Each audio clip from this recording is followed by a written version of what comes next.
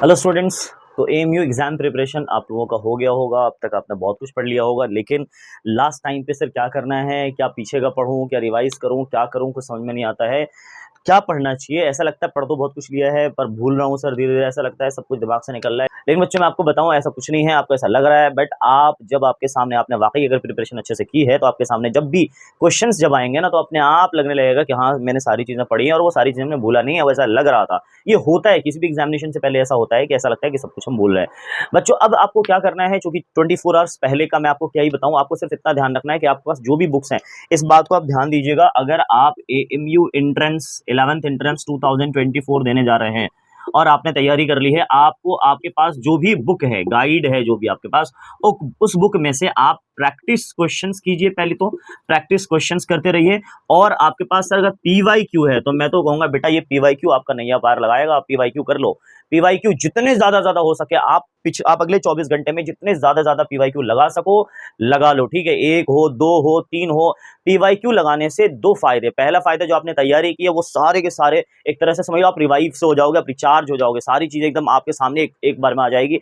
दूसरी बात, एक बार में एक पेपर पूरा लगाओ ताकि आपके टाइम मैनेजमेंट का पता चले। मालूम पड़ता है एग्जाम में क्या होता है, हम जाते हैं क्वेश्चन सभी आ रहा होता है, इतना ज्यादा होपलेस हो जाते हैं हम कि टाइम की कमी हो जाती है, हम टाइम मैनेज ही नहीं कर पाते। तो एक पेपर तो डेफिनेटली ऐसा लगाना एक बार बैठ के, कि एक बार पूरे 2 घंटे बैठो, टाइम लो और टाइम लेकर के आराम से पूरे 2 घंटे में पेपर सॉल्व करो, देखो आप कर पाते हो कि नहीं कर पाते हो। तो इस तरह से टाइम मैनेजमेंट भी देखो एक बार आप, और आप एक बार ये देखो कि कौन से क्वेश्चंस ऐसे हैं जिसमें मैं बहुत ज्यादा मुझे टाइम लग रहा है। अगर कोई ऐसा क्वेश्चन होता है बच्चों, ध्यान रखना, जो एग्जाम के अंदर आप बैठ गए, एग्जाम में आपने स्टार्ट कर दिया, मैथ्स का पेपर करो फॉर एग्जाम्पल, और मैथ्स में आपने देखा यार एक क्वेश्चन है जो बहुत ज्यादा टाइम ले रहा है, प्लीज उसको मत करो, उसको छोड़ दो आप। फॉर एग्जाम्पल एक क्वेश्चन है जो बहुत ज्यादा टाइम ले रहा है, लॉन्ग टाइम ले रहा है आपका, कैलकुलेशन वैलकुलेशन, फिर भी लग रहा है कि आंसर नहीं आने वाला है, तो आप उस पर टाइम मत दीजिए, आप आगे बढ़ जाइए। उस क्वेश्चन पे सर्कल लगा दीजिए, कुछ सर्कल मार दो ताकि आपको लगे कि हाँ इसको लास्ट में करना है, पॉइंट आउट कर लो, लास्ट में टाइम मिलेगा आप कर लोगे।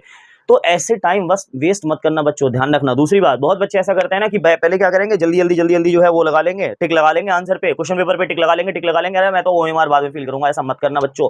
क्वेश्चन सॉल्व करो, ओएमआर फिल करो, क्वेश्चन सॉल्व करो, ओएमआर फिल करो।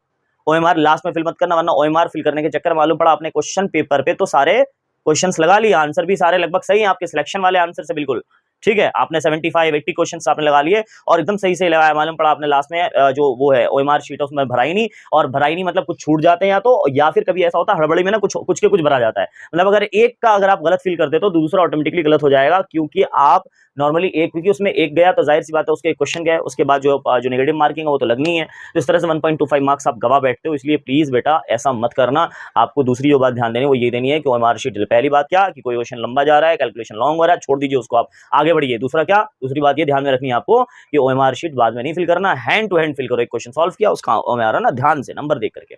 और तीसरी सबसे इंपॉर्टेंट बात बच्चों, जो आप डिटेल फिल करोगे, अपने जो समरी फिल करते हो ना आप, समरी मतलब नेम हो गया, रोल नंबर हो गया, रोल कोड हो गया, सेंटर कोड हो गया, ये सारी चीजें बहुत ध्यान से बेटा। अगर आपका रोल नंबर गलत हो गया ना, अगर आपने रोल नंबर जो ओएमआर में फिल कर रहे हो गलत फिल कर रहे हो, उसकी वजह से आपको ओएमआर रिजेक्ट हो जाएगा।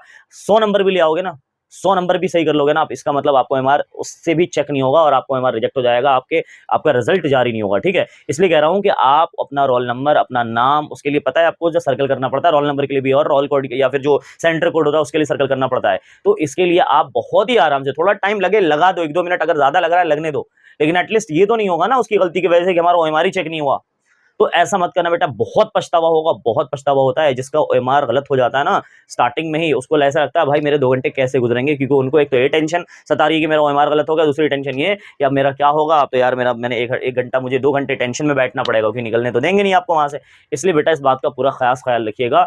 आपको इसके लिए मैं एक तरीका बताता हूँ, आप क्या करना, ऑनलाइन मिल जाता है, ऑनलाइन आप ओएमआर एक क्या नाम है डाउनलोड करके उसका प्रिंट आउट निकलवा लो, 2-3 ओएमआर निकलवा लो। और जब आपको अभी मैंने बोला ना क्वेश्चन पेपर आपको पीवाईक्यू सॉल्व करना है, तो पीवाईक्यू आप उसी ओएमआर पे फिल करो, उसी ओएमआर पे सॉल्व करो। इससे क्या होगा, आपकी प्रैक्टिस हो जाएगी ओएमआर की भी।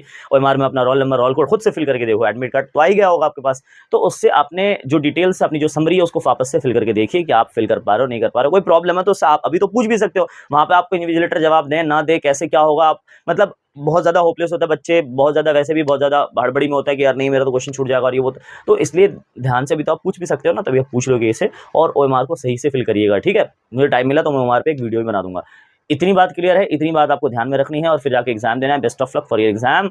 और एग्जाम के बाद आप पेपर ऐसे नहीं आए और स्टार्ट कर दिया ना लगाना आंसर क्या है, सुकून से आओ, खाना वाना खाओ, आराम करो, और उसके बाद शाम में जाकर के आप क्या करना, कल अपने जो भी आंसर की अगर आ जाए तो आंसर की क्या करना है, आपको मैच कर लेना है और कितने मार्क्स आपको पता है। आपको पता है, एक बात ध्यान रखना, हमेशा एएमयू का कट ऑफ आपको जो टारगेट लेके चलना है वो याद रखना, 75 का टारगेट होना चाहिए। 75% नंबर आपको लाना है 100 में से, मिनिमम बता रहा हूं मैं, मिनिमम यानी 70 to 80 में आपका सिलेक्शन हो जाता है जनरल कैटेगरी आपकी तो, ठीक है।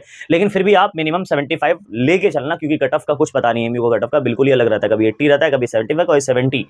तो इस तरह से जो being a student of Aligarh Muslim university, जितना मैं आपको बता सकता था मैंने आपको बताया है।